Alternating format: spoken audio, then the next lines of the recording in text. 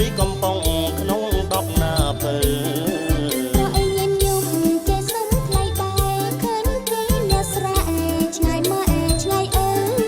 លោកអង្គវិលវិញជួយទិញទៀតទៅកុំឲ្យយកជ្រើ